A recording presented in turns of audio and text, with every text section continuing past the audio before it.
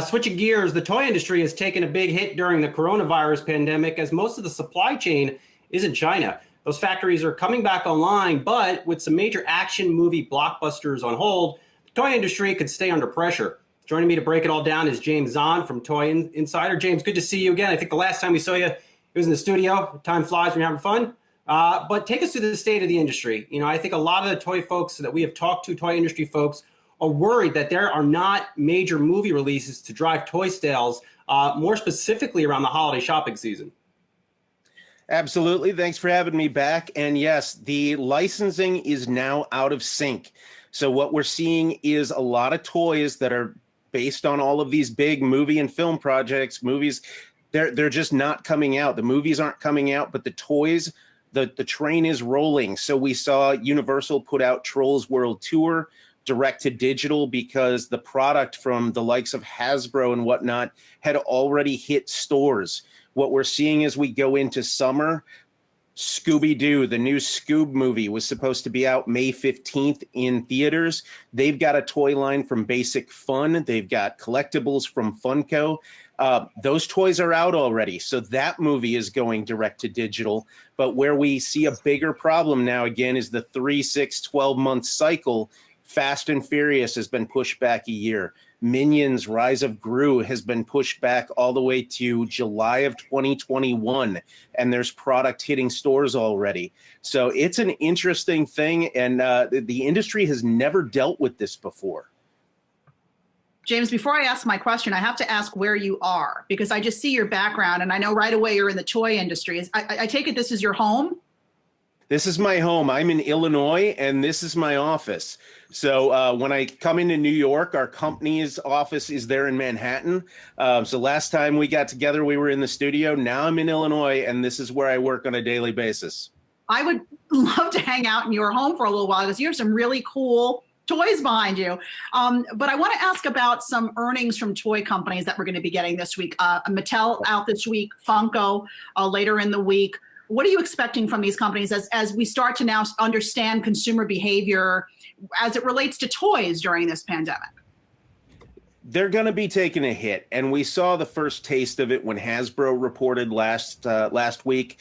The certain categories like games and puzzles have been just doing huge business. So that is driving, but it's really just making up for other losses.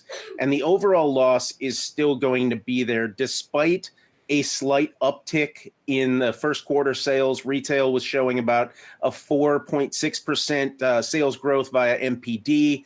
That was counting a lot of times when the stores were still open. So now we're going to start seeing bigger challenges as we go into the second quarter.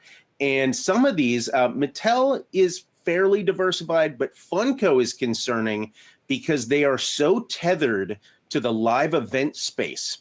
And they do like San Diego Comic-Con, for example. I believe last year they had 75 exclusive items that you could only buy there. They had 2 massive booths set up, and the line was just extensive through the entire event. I was there. I saw it.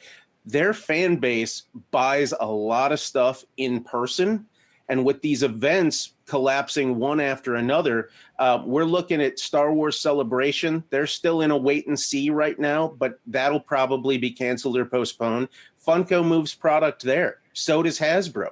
Those in-person sales are going to go away. And when we start looking at the back half with fall, will New York Comic-Con take place? That's another area where these companies are selling a ton of merchandise. And we're talking in the tens of millions of dollars direct to consumer, and that has just vaporized. So they're trying to take it on the line, but we don't know how it's going to shake out. I think Funko is going to take a huge hit.